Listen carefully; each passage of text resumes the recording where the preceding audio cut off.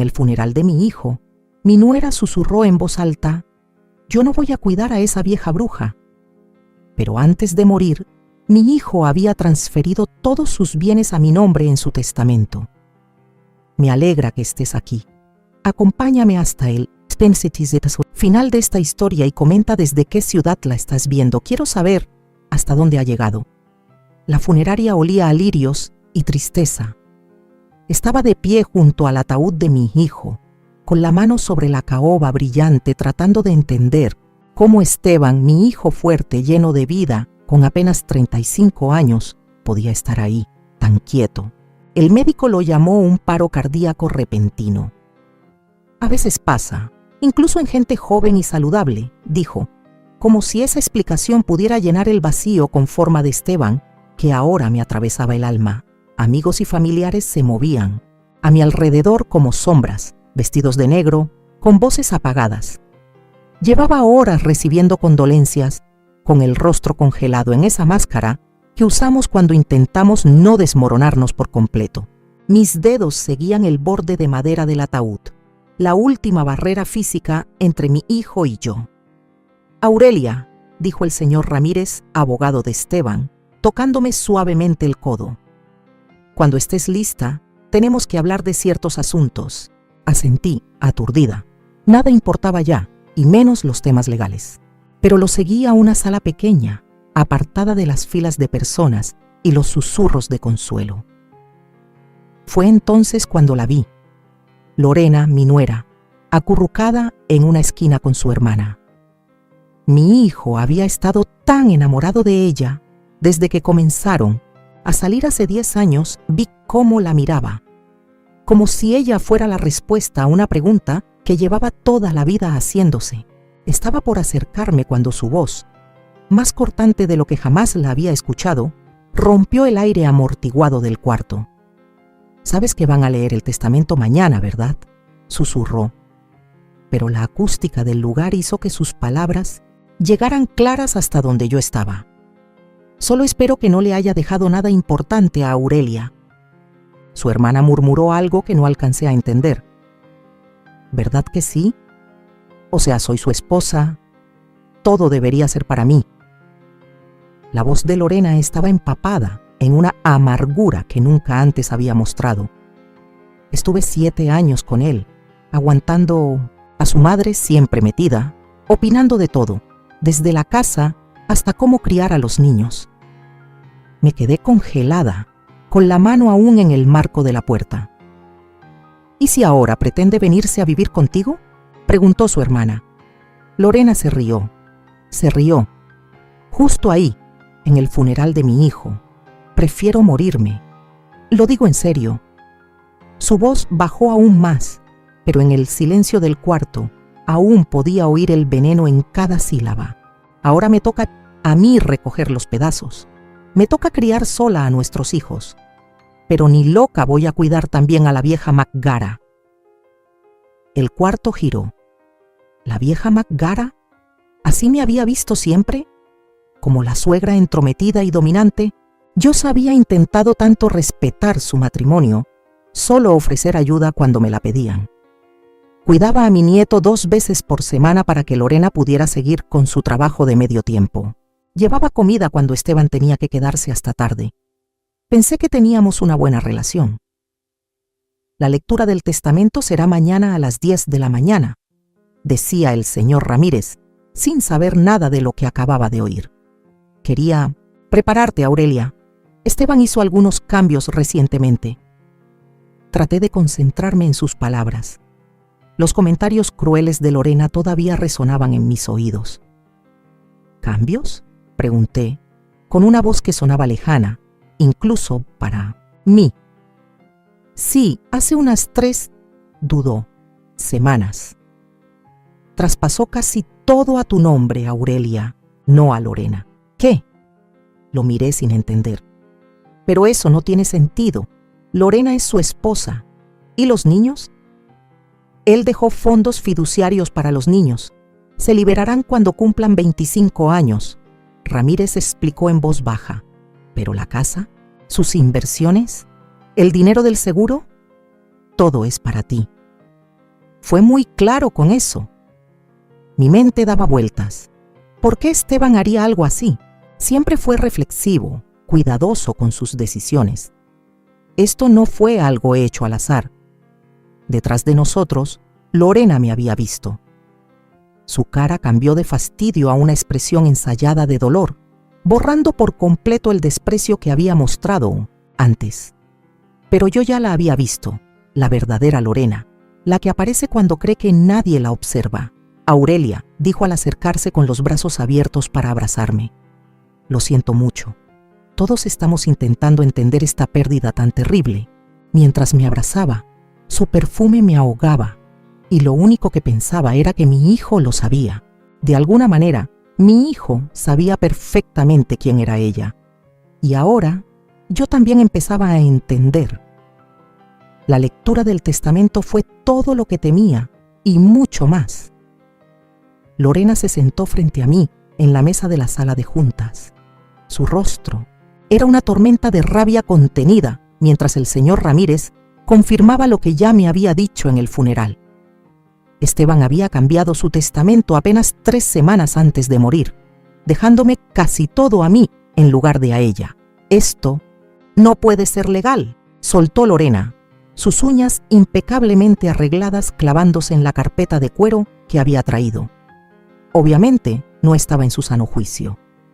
Le aseguro, señora Carson, que su esposo estaba en pleno uso de sus facultades mentales y físicas cuando hizo estos cambios, dijo el señor Ramírez con la serenidad de quien ha visto muchas disputas familiares. Fue muy firme en sus decisiones. El camino de regreso a casa fue un borrón. Lorena salió furiosa de la oficina, negándose a hablar conmigo. Parte de mí quería acercarse, tratar de entender, mantener algún lazo con mis nietos, pero el recuerdo de sus palabras en el funeral me detuvo. Yo no voy a cuidar a esa vieja Megara, seguía resonando en mi cabeza. 3 días después, estaba en la oficina de Esteban en su casa, rodeada por los restos de la vida de mi hijo.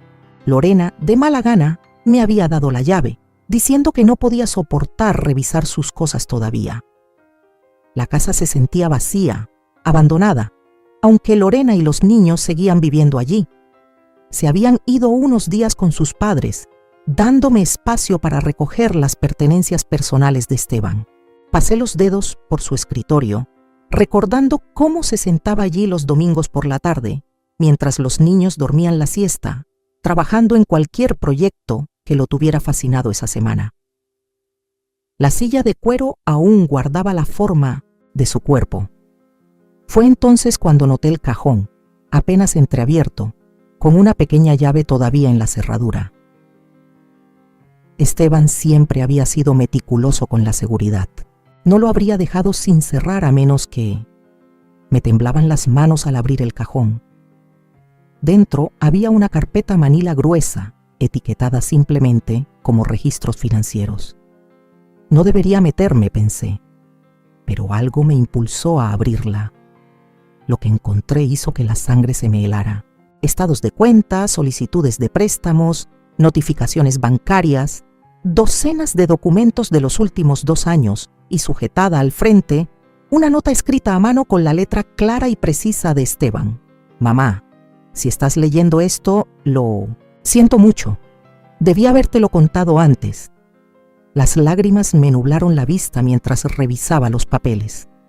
La historia que contaban era devastadora. Lorena había estado vaciando sus cuentas de forma sistemática durante meses, quizás años.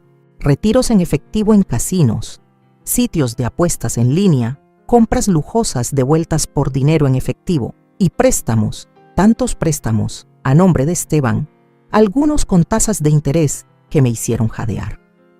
«Ay, Esteban», susurré. Se me rompía el corazón de nuevo. «¿Por qué no me lo dijiste?»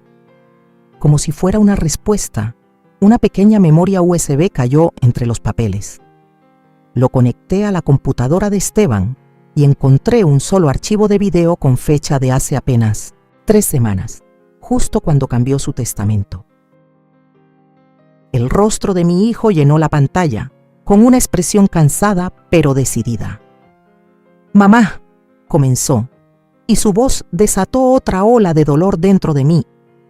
«Si estás viendo esto, probablemente las cosas con Lorena han empeorado y estás descubriendo todo de la peor manera.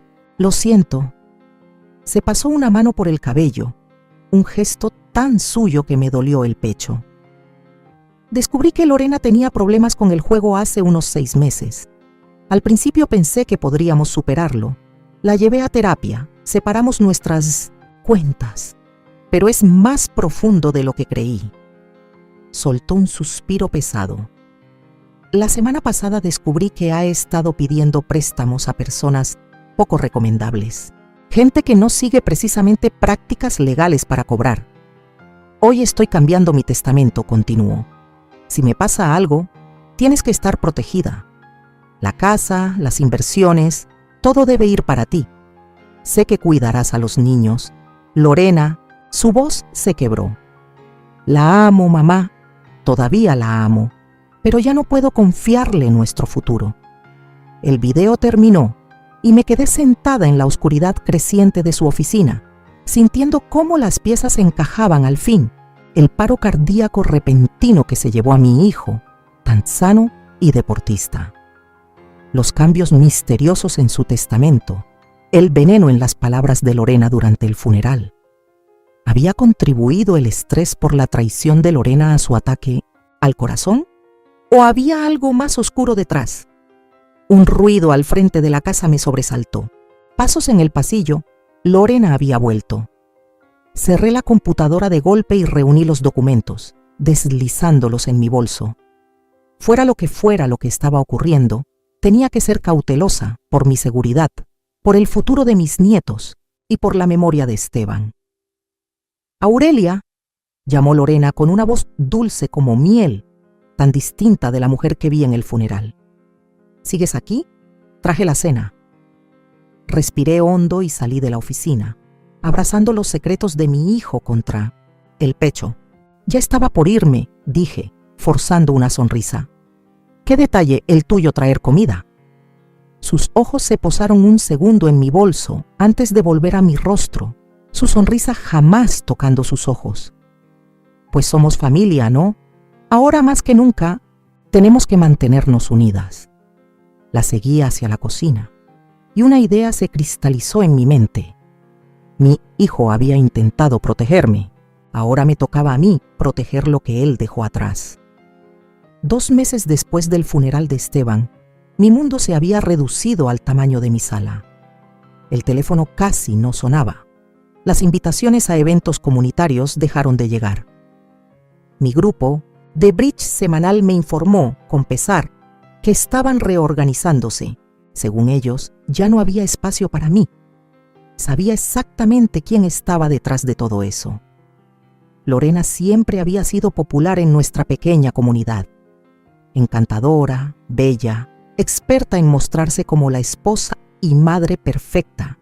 Y ahora, igual de hábil para pintarse como la viuda dolida, cruelmente despojada de su herencia por una suegra codiciosa. ¿Te enteraste de lo que hizo Aurelia a la pobre Lorena? Escuché a la señora Pembroke susurrarle a otra mujer en el supermercado la semana pasada. Se quedó con todo después de que murió Esteban, dejando a Lorena y a los pobres niños, con casi nada. Y eso que Lorena cuidó a Aurelia cuando se fracturó la cadera el año pasado. Dejé mi carrito y salí sin comprar nada, con las mejillas ardiendo de vergüenza. La historia que Lorena había construido no tenía nada que ver con la realidad. Me visitó exactamente 2 veces durante mi recuperación y ambas fue porque Esteban la trajo, pero la comunidad se tragó todo sin cuestionar. Lo peor de todo fue lo que hizo con mis nietos.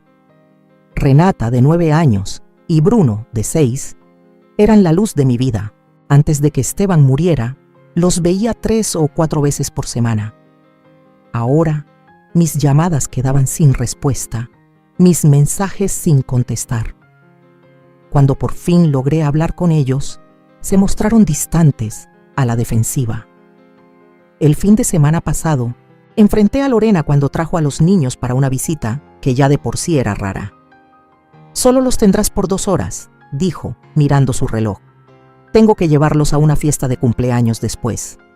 Le dije en voz baja, cuidando que los niños no escucharan desde el patio. Lorena, tenemos que hablar de lo que está pasando. ¿Por qué estás volviendo a todos en mi contra? ¿Por qué me estás alejando de los niños? Su rostro cambió de golpe. La expresión amable se esfumó, dejando ver la frialdad calculadora que llevaba detrás. No sé de qué hablas, Aurelia. Tal vez la gente por fin está viendo quién eres en realidad. Una mujer controladora y egoísta que nunca permitió que su hijo viviera su propia vida. Eso no es verdad, y tú lo sabes, protesté. Esteban cambió su testamento porque descubrió lo que estabas haciendo con tu juego. ¿Juego? Se rió, pero vi el destello de pánico en sus ojos. ¿Esa es la historia que estás contando? Dios mío, Aurelia, escúchate. Primero me robas mi herencia y ahora inventas adicciones para mí. Con razón nadie quiere estar cerca de ti. Se acercó un paso más, bajando la voz a un susurro amenazante. Déjame dejar algo muy claro. Esos son mis hijos. Si quieres volver a verlos, más te vale guardar tus acusaciones locas para ti misma y empezar a devolver los bienes de Esteban a donde pertenecen, conmigo. Esa noche, cuando se fueron, me quedé sola en la cocina, con una taza de té que se enfriaba frente a mí. El silencio de la casa me envolvía como una manta pesada. Por primera vez desde que Esteban murió, me permití llorar, sollozos profundos, entrecortados, que me dejaban sin aire. El aislamiento estaba surtiendo efecto. Empecé a dudar de mí misma, a preguntarme si yo era la villana de esta historia. Tal vez sí había sido demasiado controladora. Tal vez Esteban cambió su testamento por otras razones. Tal vez lo del juego de Lorena no era tan grave como pensé. A la mañana siguiente, me encontré en el consultorio del doctor Robles. Había sido el médico de la familia por 20 años. Vio a Esteban crecer de adolescente a hombre. Seguramente él no se habría puesto en mi contra, pero mientras me examinaba, su trato era frío, profesional, lejos de la calidez de antes. Pareces ansiosa, Aurelia, dijo, anotando en mi expediente sin mirarme a los ojos. ¿Tienes problemas para dormir? Sí, admití. He estado bajo mucho estrés desde que murió Esteban. Él asintió aún sin mirarme. Lorena mencionó que está preocupada por tu estado mental. Dice que has hecho acusaciones extrañas, que estás teniendo problemas para distinguir entre lo real y lo imaginario. Se me heló la sangre. ¿Lorena te habló de mí? Está preocupada, dijo simplemente. Cree que podrías estar en las primeras etapas de una demencia. La paranoia, los cambios de humor, el comportamiento irracional con el testamento. Eso no, yo no. Me costaba encontrar las palabras, impactada por lo mucho que Lorena había envenenado incluso esta relación. El doctor Robles al fin me miró a los ojos. Te voy a recetar algo para la ansiedad y me gustaría que fueras con un neurólogo, solo para descartar cosas. Salí de ahí con una receta que no pensaba surtir y con la aplastante certeza de que Lorena no solo estaba destruyendo mi reputación, sino también mi credibilidad. Si lograba convencer a todos de que yo estaba perdiendo la razón, ¿qué la detendría de impugnar el testamento por esa misma causa? Caminando hacia mi coche, mi celular vibró con un mensaje de un número desconocido. Tenemos que hablar sobre Lorena. Encuéntrate conmigo en el Riverside Café mañana a las 10. Ven sola. La hermana de Lorena quería hablar conmigo. El corazón me latía con fuerza mientras releía el mensaje.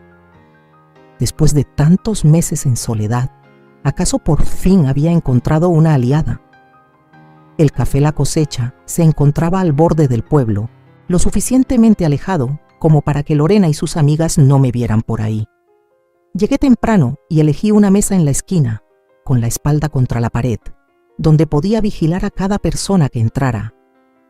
La mesera me trajo un café con una sonrisa sincera, sin juicio ni lástima.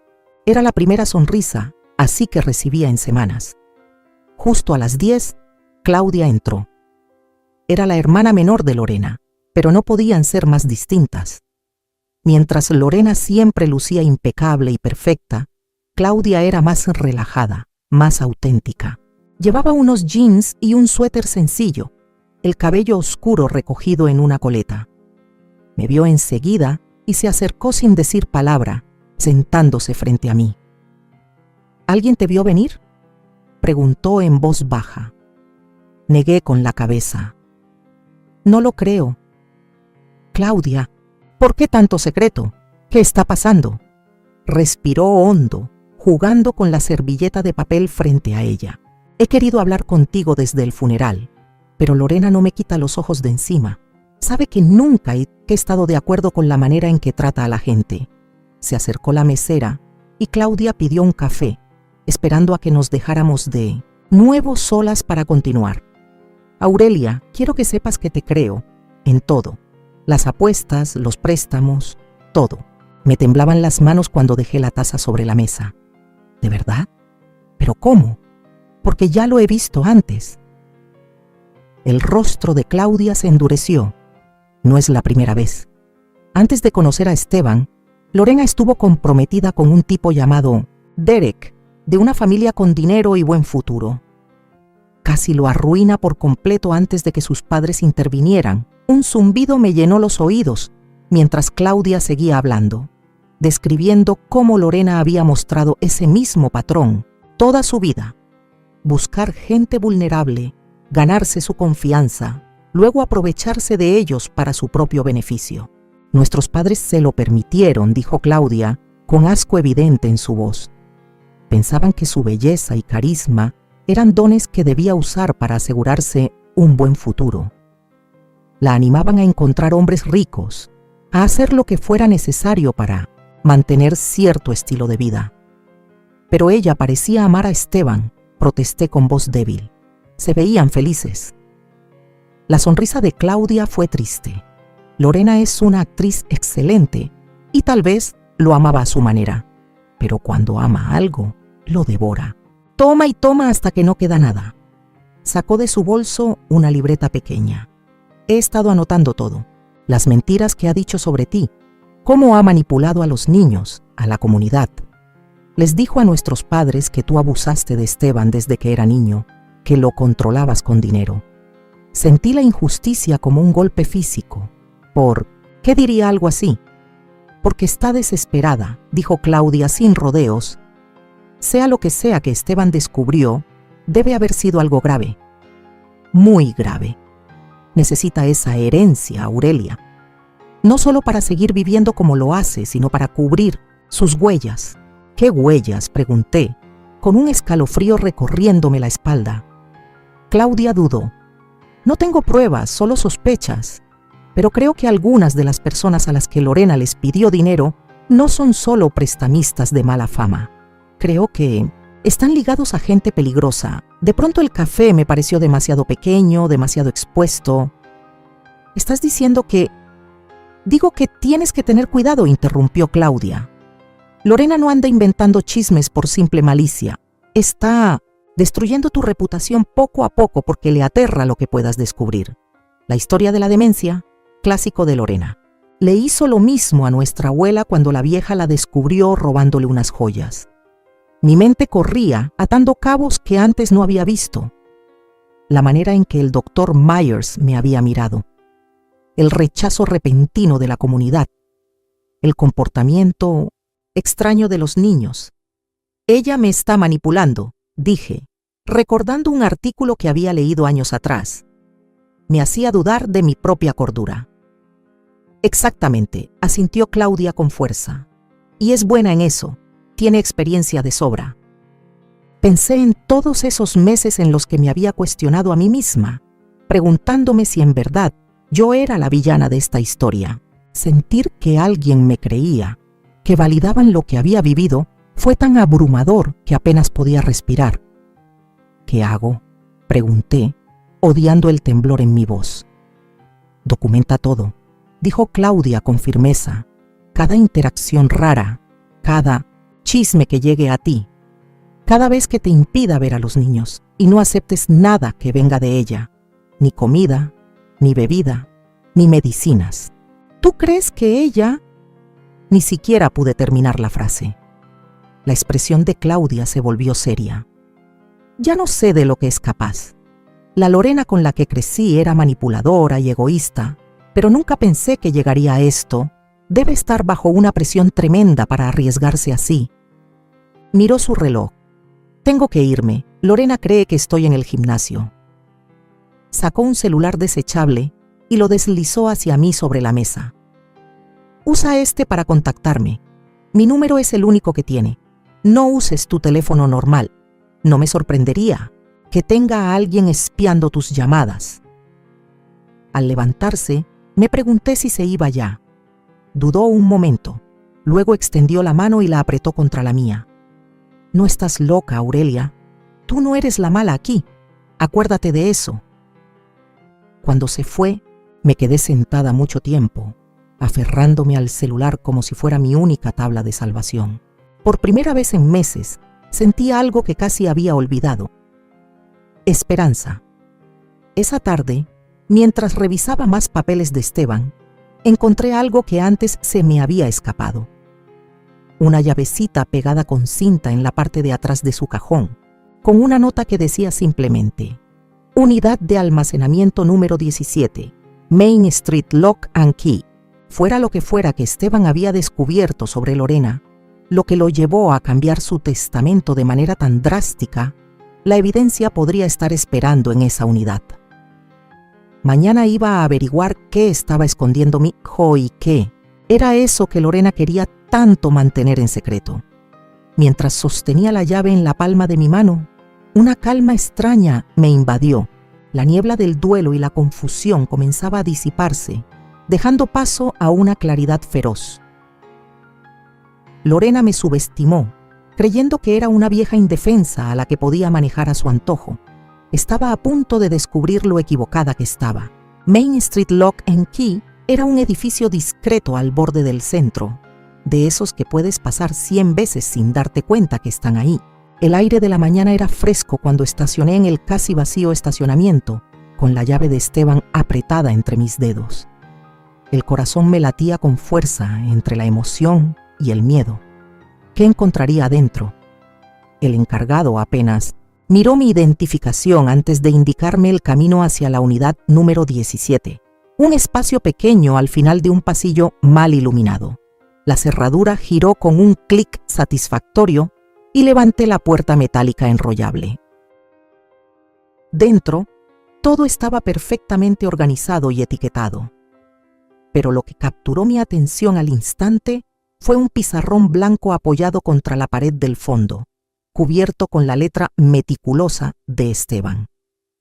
Era una línea de tiempo que abarcaba 3 años, documentando con precisión las actividades de Lorena: retiros de efectivo, visitas a casinos, cuentas de apuestas en línea, ausencias sin explicación. Cada entrada venía acompañada de fechas, montos y a veces fotografías. ¡Ay, Esteban!, susurré, pasando los dedos por su escritura. Estabas investigándola. Una de las cajas estaba marcada simplemente como evidencia.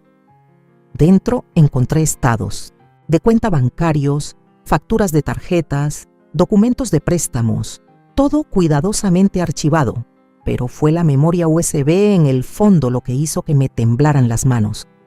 Lo metí en el bolsillo, sabiendo que necesitaba revisarlo en un lugar privado. En el trastero había algo más: un diario encuadernado en cuero. La primera entrada estaba fechada hace 3 años, justo después del 6º cumpleaños de Renata. La última fue escrita 4 días antes de la muerte de Esteban. Hoy enfrenté a Lorena. La última entrada decía: le mostré lo que encontré. Al principio lo negó todo. Luego se puso histérica. Dice que no entiendo la presión que ha tenido encima. Tiene razón. No entiendo cómo alguien puede apostar el futuro de nuestros hijos. Puede endeudarnos con gente capaz de amenazar. Me suplicó que no dijera nada, especialmente a mamá. Prometió que buscaría ayuda, que podríamos superar esto juntos. Quiero creerle. Por los niños, necesito hacerlo. Pero hoy cambié el testamento por si acaso. Si algo me pasa, mamá se encargará de proteger a los niños. Las lágrimas me nublaban la vista cuando cerré el diario. Esteban lo sabía todo y había enfrentado a Lorena solo 4 días antes de su repentina parada cardíaca. Pasé horas en ese trastero, fotografiando documentos, leyendo las notas de Esteban, armando las piezas de un rompecabezas que nunca quise resolver. Para cuando salí, deslizando las pruebas más importantes en mi bolso, ya no era la misma mujer que había llegado esa mañana. La niebla del duelo y la duda se había disipado, reemplazada por un propósito frío y claro. Lorena tenía que ser detenida, no solo por mí, sino por mis nietos. Esa tarde llamé a Claudia desde el celular desechable. Encontré las pruebas de Esteban, le dije. Mi voz era más firme de lo que había sido en meses. Es peor de lo que pensábamos. Creo que Lorena podría tener algo que ver con la muerte de Esteban. El jadeo de Claudia se escuchó claramente. Eso es una acusación muy seria, Aurelia. Lo sé, y no tengo pruebas. Aún no. Pero Esteban la enfrentó por el juego apenas unos días antes de morir. Y fíjate cómo ha trabajado sistemáticamente para desacreditarme desde entonces. Está aterrada de que descubra la verdad. ¿Qué vas a hacer?, preguntó Claudia. Luchar, respondí con firmeza. ¿Me ayudarás? 2 días después, Claudia y yo nos reunimos con el doctor Carlson, un neurólogo respetado de la ciudad vecina, alguien sin conexión alguna con Lorena ni su círculo social. Me sometí a un chequeo completo, pruebas cognitivas, escaneos cerebrales, todo. Señora Carlson, dijo el doctor Carlson cuando llegaron los resultados, puedo afirmar con absoluta certeza que no presenta signos de demencia ni deterioro cognitivo. De hecho, su agudeza mental es excepcional para una mujer de cualquier edad. Le pedí su diagnóstico por escrito y me entregó también una declaración para responder a las preocupaciones que habían surgido sobre mi estado mental. Después, contraté a un investigador privado llamado Mauricio, recomendado por Claudia. Era caro, pero con acceso al dinero de Esteban, eso ya no era un problema. Necesito documentación de todo lo que está haciendo Lorena, le dije. Los rumores que está esparciendo, con quién se reúne, todo. Y necesito saber de quién pidió dinero prestado. Mientras tanto, empecé a reconstruir mis vínculos sociales, comenzando con Pilar, mi amiga más antigua, quien se había alejado de mí tras escuchar los rumores de Lorena.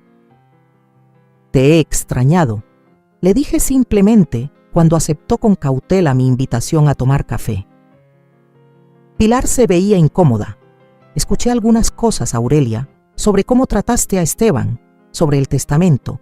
Deslicé el informe del doctor Carlson por la mesa. Lorena anda diciendo que tengo demencia. Esto prueba que no es cierto. También ha dicho que fui abusiva con Esteban. Tengo décadas de cartas, tarjetas de cumpleaños y fotos que demuestran lo contrario. La miré a los ojos. Está destruyendo mi reputación porque teme lo que sé. Lentamente, con método, comencé a recuperar mi vida. Me uní a un nuevo club de bridge en la ciudad vecina. Empecé a hacer voluntariado en la biblioteca, donde la jefa de bibliotecarios, que nunca soportó a Lorena, me recibió con los brazos abiertos. Abrí un blog donde contaba mi camino como viuda, escribiendo con cuidado sobre mi duelo, sin mencionar las corrientes oscuras que lo atravesaban. Cada pequeña victoria me fortalecía. Cada prueba que Mauricio descubría, y fueron muchas, confirmaba lo que ya sabía. Lorena estaba desesperada, era peligrosa y se estaba desmoronando. La última pieza encajó cuando Mauricio descubrió quién le había prestado dinero a Lorena, un hombre llamado Vincent Carrera, con lazos con el crimen organizado en Chicago. Le debe más de 200,000, me dijo Mauricio con gravedad. Y esa clase de gente no ofrece plazos de pago. 2 días después, invité a Lorena y a los niños a cenar. Era hora de un enfrentamiento, pero esta vez yo tendría el control. Mientras ponía la mesa esa noche, me sentía extrañamente serena. Sonó el timbre y me enderecé, lista para enfrentar a la mujer que una vez intentó destruirme. Pero ya no era una víctima. Esta vez tenía la verdad de mi lado y, más importante aún, pruebas. Que empiece el juego, Lorena. Que empiece. Ya pasaron 3 años desde aquella cena fatídica con Lorena. Aún recuerdo cómo llegó a mi casa, con el maquillaje impecable y una sonrisa fingida, los niños siguiéndola como sombras. «Abuela», gritó Renata corriendo a abrazarme. Con 9 años todavía era lo bastante niña como para mostrar cariño sin reservas. Bruno, con 6, se quedó atrás, observándome con desconfianza, producto de las historias que Lorena seguramente le había contado. «Pasen, pasen», dije con calidez, haciéndolos entrar. «La cena casi está lista». Lorena miraba todo con recelo, quizás esperando encontrar policías o abogados listos para emboscarla. Pero lo único que halló fue una cena bien pensada y una abuela deseosa de ver a sus nietos. El enfrentamiento llegó después, cuando los niños ya estaban en la sala viendo una película. «Sé todo, Lorena», dije en voz baja, deslizando una carpeta por la mesa. «Las apuestas, los préstamos con Vincent Carrera, las mentiras que has contado sobre mí». Su rostro se descompuso. «No sé de qué». «Por favor, no insultes mi inteligencia», la interrumpí. «Esteban documentó todo antes de morir. Encontré su bodega». Por un instante vi miedo verdadero en sus ojos. Luego su expresión se endureció. «¿Y qué? Es tu palabra contra la mía. Todos piensan que estás perdiendo la cabeza». Sonreí entonces. Una sonrisa pequeña, satisfecha. «Ya no. Tengo un informe neurológico que demuestra que estoy perfectamente sana. Tengo declaraciones de tu hermana sobre tu historial de manipulación. Tengo pruebas de que le debes $200,000 a un hombre vinculado al crimen organizado. Y tengo toda la documentación de Esteban». Le temblaban las manos cuando alcanzó su copa de vino. «¿Qué quieres?» «Una tregua», respondí sin rodeos. «No quiero destruirte, Lorena. Solo quiero formar parte de la vida de mis nietos. Quiero que se acaben los rumores. Quiero paz». Me miró, intentando tal vez descubrir una debilidad, una mentira. «¿Y si me niego? Entonces llevaré todo lo que tengo a la policía. Apostar no será ilegal, pero los préstamos, la conexión con Carrera, eso sí que les va a interesar, especialmente considerando la fecha de la muerte de Esteban». «¿Me estás acusando de...?» Su voz subió, presa del pánico. «No te acuso de nada», la interrumpí. «Solo presento hechos. Esteban te enfrentó sobre las apuestas y los préstamos 4 días antes de morir. Cambió su testamento para proteger la herencia de los niños. Y luego tuvo un evento cardíaco repentino a los 35. Lorena se desplomó en la silla, su fachada hecha pedazos. Por primera vez vi a la verdadera mujer detrás de Bijou, la máscara, asustada, desesperada, acorralada. «Yo no lo maté», susurró, las lágrimas arruinando su maquillaje. «Te juro que no. El estrés, la pelea que tuvimos, tal vez eso contribuyó, pero nunca quise que muriera. A mi manera lo amaba». Observé su rostro tratando de encontrar verdad en sus ojos. Hasta hoy, no sé si le creo, pero en ese momento tomé una decisión por la paz, por mis nietos, por mi propio futuro. «Esto es lo que va a pasar», le dije. «Voy a pagar tu deuda con Carrera, no por ti, sino para alejar ese tipo de gente de mis nietos. A cambio me darás acceso libre y regular a Renata y Bruno. Dejarás de difundir rumores sobre mí y buscarás tratamiento para tu adicción al juego». Aceptó de inmediato con el alivio dibujado en su rostro. Creo que esperaba algo mucho peor. Ahora, 3 años después, en una cálida tarde de primavera, estoy sentada en mi jardín viendo a Renata y Bruno jugar. Ahora pasan los fines de semana conmigo, un acuerdo que hicimos después de que Lorena completó su tratamiento. Ella todavía vive en la casa de Esteban, pero está a mi nombre, un detalle que asegura su cooperación continua. Los rosales que Esteban y yo sembramos juntos hace años, están en plena floración. Su aroma perfuma el aire como si él aún caminara por aquí. Cada año he añadido nuevas variedades, una forma de mantenerlo vivo en este rincón que compartíamos con tanto amor. ¡Abue, mira!, me llama Renata, levantando una pequeña maceta de cerámica. A sus 12 años, ha desarrollado un verdadero talento para la alfarería, un pasatiempo que descubrimos juntas. La hice para el cumpleaños de mamá. Sonrío mientras observo el cuenco, trabajado con tanta delicadeza. Está precioso. Mi amor, le va a encantar. Bruno, que ahora tiene 9, está tirado en el pasto leyendo un libro sobre dinosaurios, tan absorto que me cuesta interrumpirlo. Se parece tanto a Esteban cuando era niño que a veces me falta el aire al verlo. Nuestra relación con Lorena sigue siendo complicada. La confianza rota nunca se repara del todo, pero hemos llegado a una especie de paz, un entendimiento silencioso. Ella sabe que guardo sus secretos, y yo sé que es capaz de una mentira brutal. Sin embargo, los dos amamos a estos niños, y ese amor compartido se ha convertido en el cimiento de esta tregua. El dinero que antes trajo tanto conflicto ahora tiene un propósito digno. Creé fondos fiduciarios para Renata y Bruno, tal como Esteban hubiera querido. Remodelé mi casa para que tuviera espacios especiales para ellos, un estudio de cerámica para Renata, un rincón de lectura para Bruno. También aparté recursos para que Lorena siga con su tratamiento, asegurando que pueda enfrentar la adicción que casi nos arruinó la vida a todos. A veces me pregunto qué pensaría Esteban de este arreglo. ¿Le parecería bien el compromiso al que llegué con Lorena? ¿Comprendería por qué decidí no investigar su muerte con más fuerza? Me gusta creer que sí. Mi hijo siempre fue práctico, siempre tuvo un corazón inmenso. Cambió su testamento, no por rencor, sino por amor, para proteger lo que más importaba. La semana pasada por fin cumplí una promesa que le hice hace años. Siempre habíamos hablado de visitar Italia, de recorrer las colinas de la Toscana, de ver los pueblos donde vivieron nuestros antepasados.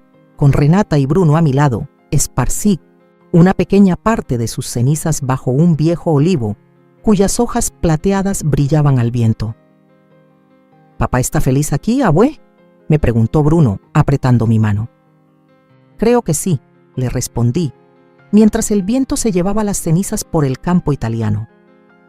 Pero es más feliz sabiendo que estamos juntos, que nos cuidamos. Los niños y yo empezamos una nueva tradición. Cada año, en el cumpleaños de Esteban, plantamos algo nuevo en mi jardín. Un árbol, un rosal, un cantero con sus flores favoritas. Este memorial viviente se vuelve más hermoso con cada temporada, alimentado por nuestras manos y nuestros recuerdos. La vida después de una pérdida no se trata de olvidar, ni siquiera siempre se trata de perdonar. Se trata de encontrar una forma de avanzar, de honrar lo perdido y abrazar lo que queda. El jardín de mi vida quedó arrasado cuando murió Esteban, cuando Lorena me traicionó. Pero poco a poco, estación tras estación, ha vuelto a crecer. Es distinto, sí, pero no menos bello.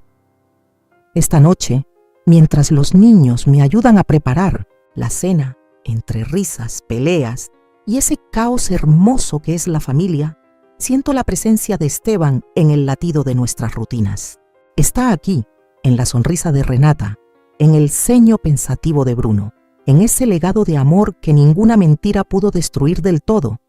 Ese es su último regalo para mí, esta segunda oportunidad de tener una familia, esta paz conquistada con tanto esfuerzo, y pienso atesorar cada instante. 3 años después de que escribí esas líneas, mi jardín ya estaba lleno de flores. Renata ya es una jovencita, Bruno está empezando a ser más alto que yo, pero dentro de mí todavía hay una parte que duele en silencio. Mi vida ya no es la misma de antes. Ya no soy la madre afligida, temblorosa, aferrada a los pocos recuerdos que quedan de Esteban, sino la abuela fuerte, convertida en el techo que protege del sol a 2 niños huérfanos cuando su madre cayó y su padre ya no está. Antes pensaba que no podría amar a nadie como amé a mi hijo, pero Renata y Bruno me demostraron que estaba equivocada. Cada mañana, el sonido de los pequeños pies bajando las escaleras, el olor a cereal y pan tostado, los ojos somnolientos, pero radiantes de los dos niños, todo se ha convertido en el ritmo de mi vida. Renata, cada día más parecida a su padre, ojos marrones oscuros, una frente inteligente, una personalidad tranquila y profunda. Tiene alma de artista. Sus manos, hábiles, transforman la arcilla en figuras vivas. Convertí el antiguo lavadero en un taller de cerámica para ella. Colgué sus primeras obras en la pared de la cocina como si fueran los cuadros más valiosos. Bruno es enérgico, curioso, siempre con un libro en la mano.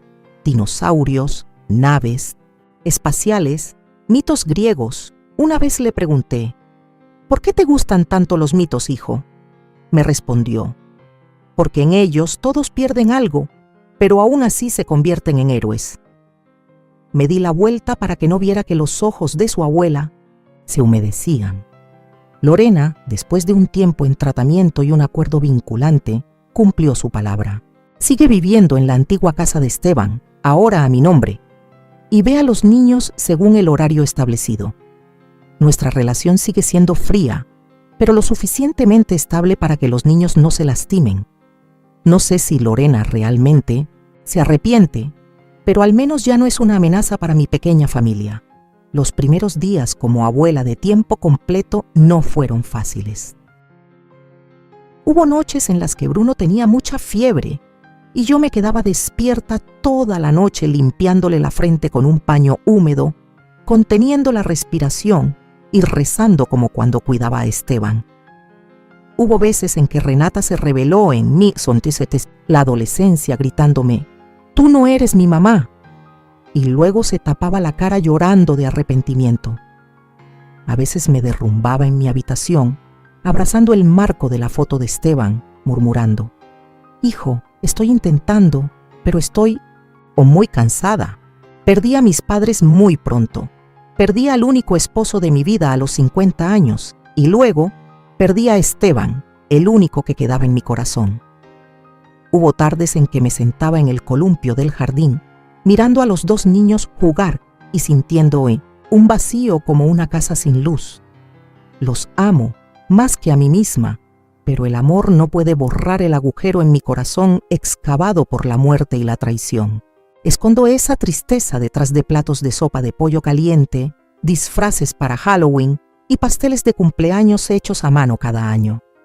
Aprendí a educar sin obligar, no a ser madre de nuevo, sino a ser una abuela comprensiva, lo suficientemente fuerte como para ser un apoyo, lo suficientemente distante como para dejar que mis nietos crezcan por sí solos. Le enseñé a Renata a preparar la sopa de frijoles rojos que tanto le gustaba a Esteban. Con Bruno construí un modelo del sistema solar que colgamos del techo de su habitación. Me llaman Abuela Tesoro, un apodo medio en broma, medio en serio, como un hilo que conecta el mundo de la inocencia con un adulto lleno de heridas. Cada cumpleaños de Esteban, mantenemos la tradición de plantar un árbol en el jardín. Ahora, después de 3 años, el jardín está lleno de flores y árboles frutales, rosas, lilas, naranjos, duraznos. Cada nombre es un recuerdo. Este árbol es del primer año sin papá. Lo elegí porque sus hojas son rojas como el color del abrigo que le gustaba a papá, dijo Renata cuando plantó un arce rojo a los 10 años. No pude responder, solo la abracé con fuerza. Una vez le pregunté a Bruno, ¿te acuerdas de tu papá? Asintió. Pero tú eres como papá, tú lo sabes todo, nunca me abandonas.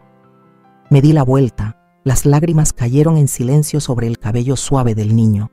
Tampoco estuve sola para siempre, pero esa es otra parte de la historia, sobre alguien que apareció de repente, trayendo una luz cálida que se filtraba por la rendija de mis recuerdos. Antes de eso, solo me tenía a mí misma, y esos 2 niños eran todo mi mundo. Creía que viviría así, tranquila y en paz con los 2 pequeños, hasta el final de mis días. pero luego conocí a Miguel. Y una rama de primavera tardía floreció, no con amor sino con presencia. Lo conocí una tarde de otoño cuando llevaba libros a la biblioteca pública. Ese día llovía un poco, llevaba un gorro de lana gris y abrazaba el libro La luz invisible, que Bruno me rogó que leyera con él. Los niños estaban en casa de un amigo y yo estaba aprovechando un poco de tranquilidad para mí. No esperaba que esa tarde aparentemente normal abriera un nuevo capítulo en mi vida ya teñida de luto.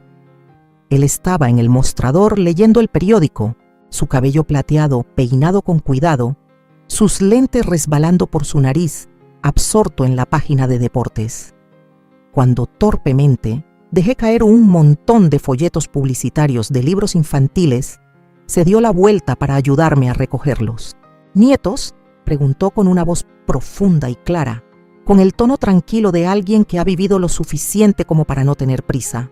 Sonreí. Una niña y un niño. Mi hija no pudo, así que mi hijo me dio 2 a la vez. Asintió. Sus ojos se iluminaron. Yo tengo una nieta, pero está en Seattle. El año pasado todavía llamaba. Este año solo envía fotos por mensaje. Ya, estoy viejo. La gente está ocupada. Reconocí en sus ojos una tristeza familiar. El silencio que no es ruidoso pero persistente, como yo, como las personas que han amado mucho y han perdido bastante. A partir de esa vez, nos fuimos conociendo poco a poco. Nos encontramos en la biblioteca, en la pequeña panadería al final de la calle, o cuando llevaba a Bruno a la librería de segunda mano donde él solía ser voluntario. Se llamaba Miguel. Había sido profesor de literatura. Se había jubilado hacía más de 10 años. Su esposa había muerto cuando él tenía 62 años y su hijo se había establecido en Europa. No hablaba mucho de su pasado, pero lo suficiente para que entendiera que había tenido una vida plena y luego de repente se había sentido perdido cuando ya nadie en casa lo llamaba padre, hermano o abuelo. No sé en qué momento las conversaciones casuales se convirtieron en un hábito.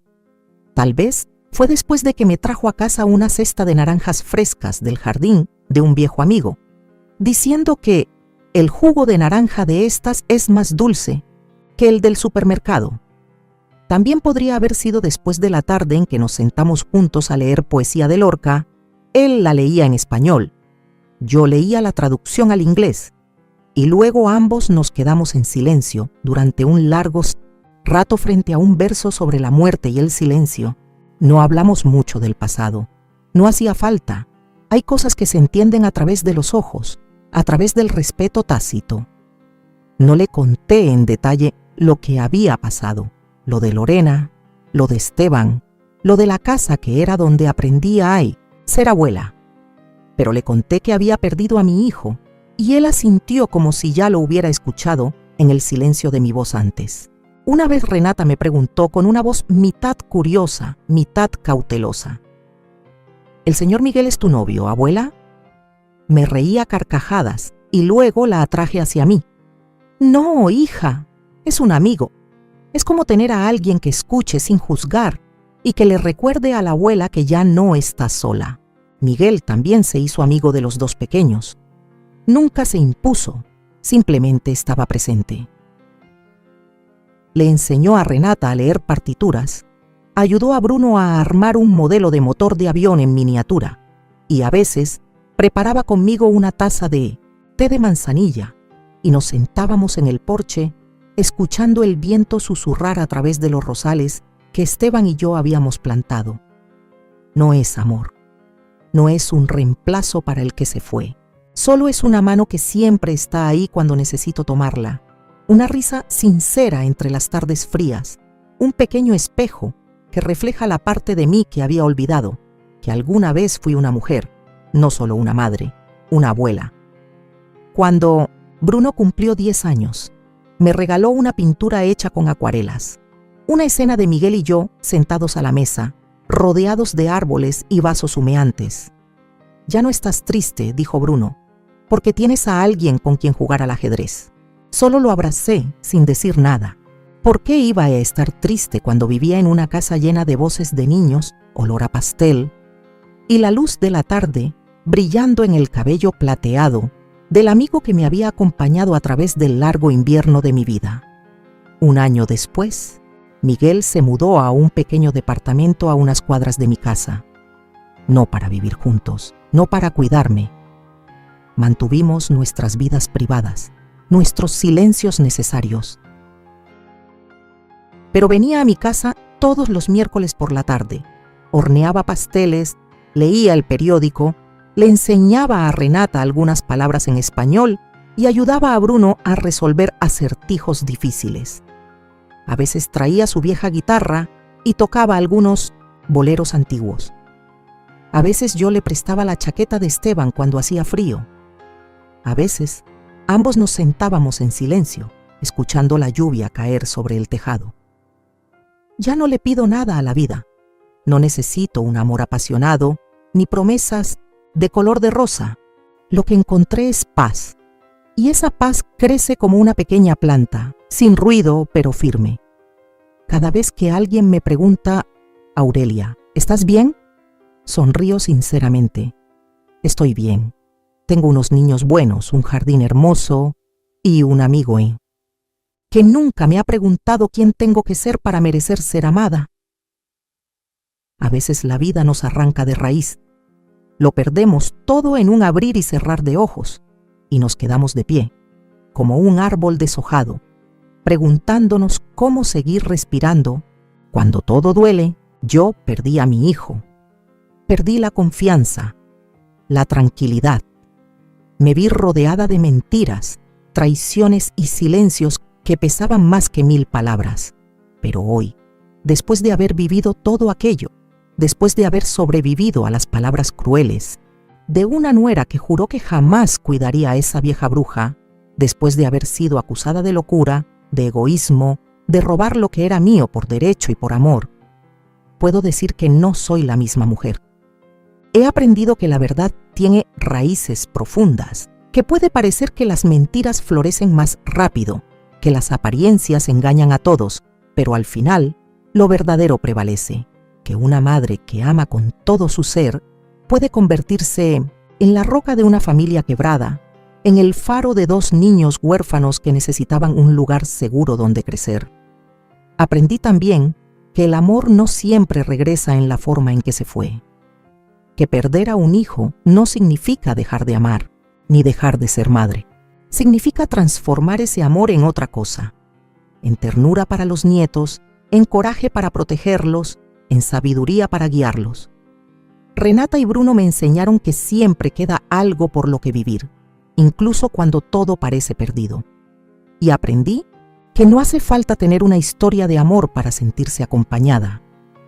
A veces basta con una presencia amable, una taza de té compartida en silencio, una voz que no pregunta ni exige, solo está.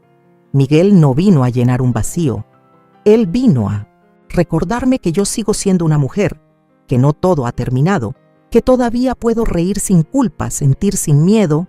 La vida no volvió a ser la misma, nunca lo será.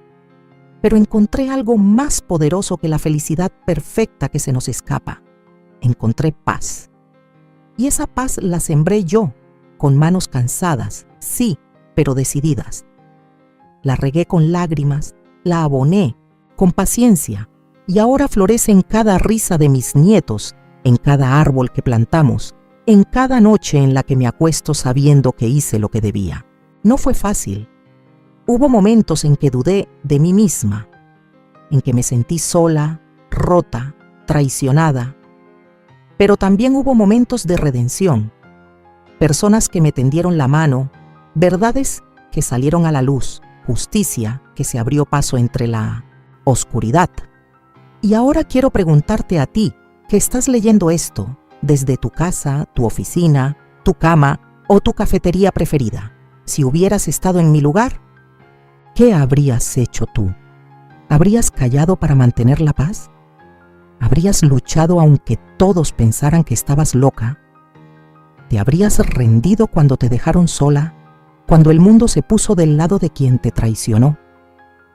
¿O como yo, te habrías levantado? Porque esa es la pregunta real que esta historia quiere dejarte. ¿De qué estás hecho cuando ya no te queda nada, excepto tu nombre, tus recuerdos y tu verdad? Cuéntame. Comenta desde qué ciudad me estás leyendo. Quiero saber hasta dónde ha llegado esta historia, esta herida convertida en cicatriz, este jardín que volvió a florecer. Porque si algo aprendí, es que una historia, cuando se cuenta con el alma, puede convertirse en una semilla en el corazón de alguien más. Y tal vez, solo tal vez, esa semilla también florezca. Con amor y memoria, Aurelia, si esta historia tocó tu corazón, apóyanos dando me gusta y suscribiéndote al canal para no perderte los próximos relatos conmovedores. Gracias por escuchar, por empatizar y por acompañarnos hasta la última línea. Cada muestra de apoyo es un mensaje silencioso que dice: las historias contadas con el alma aún tienen un lugar en este mundo.